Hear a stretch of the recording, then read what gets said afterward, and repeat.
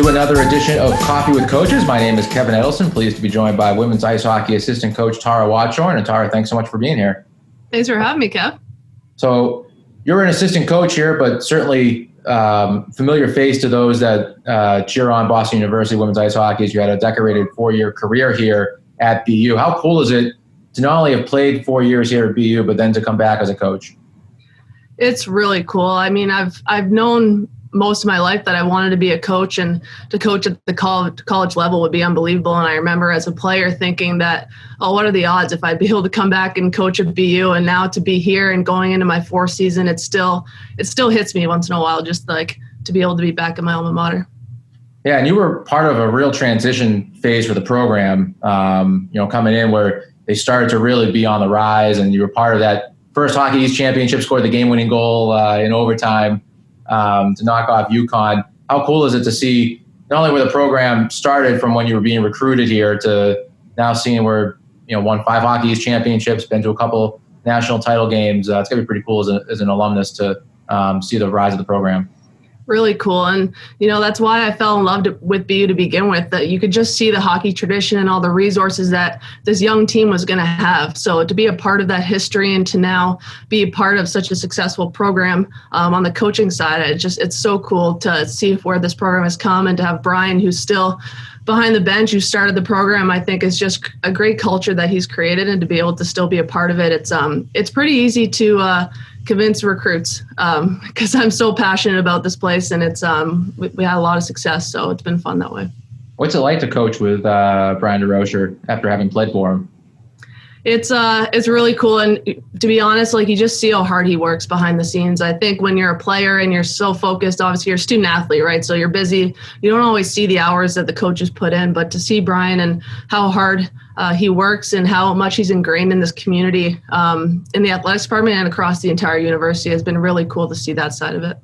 You were part of the Olympic Four, the new Olympic Four for women's ice hockey with Canada, winning the gold medal in 2014. What was that whole experience like as an athlete? Pretty unbelievable. And it's tough to explain because the entire year leading up to the Olympics is the most stressful and unforgettable year of my life. You're truly treated like a professional. You're living out in Calgary, cuts can come at any time, and you grow so much in that year and the memories that come out of it. And by the time you get to the Olympics, it's time to execute now. So the Olympics is kind of a blur still, but to just reflect back on everything that I learned and what that year allowed me to grow. I grew so much as a person in that year. So to reflect back on it is pretty cool. And it must have been even cooler an experience knowing that you got to play with 3 of your teammates from college, which doesn't always happen on the Olympic level. Yeah, for sure. And to be Catherine Ward's D partner, pretty cool that, you're playing with players that you've got to get to know so well. And even Jen Wakefield, who I grew up playing with. So there's a lot of consistency there. And it was really cool to go to the Olympics with them. So kind of like how you played at BU and now you coach at BU, you played for Hockey Canada, and now you're assistant coach with the under-18 team with Canada. What's it like to not only have gone through that program, but now to be able to give back and coach some younger girls?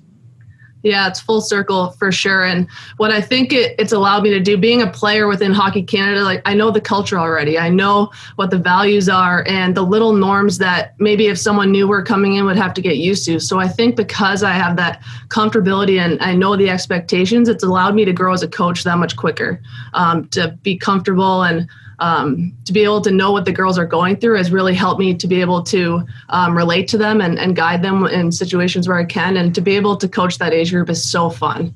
They're putting the jersey on for the first time, and to see that excitement, it's something that very rarely you get to see as a coach. And you've obviously been able to travel to some really cool destinations. Is there anywhere in particular that you've been to around the world that you reflect fondly upon? Probably 2 spots. Austria might be my absolute favorite place to go. We went to Vienna, or just outside Vienna, before we went over to Sochi. And funny enough, I'll never forget the eggs there every morning. Me and Brian Jenner, my roommate, got up early just to eat their eggs. It was unbelievable.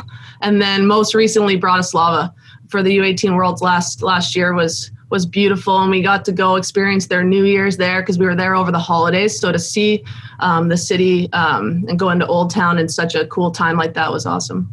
And finally, this year's team is going to have a young defensive core. How nice is it to be be able to coach, a group of kids that's going to play, 3-4 years together on the blue line.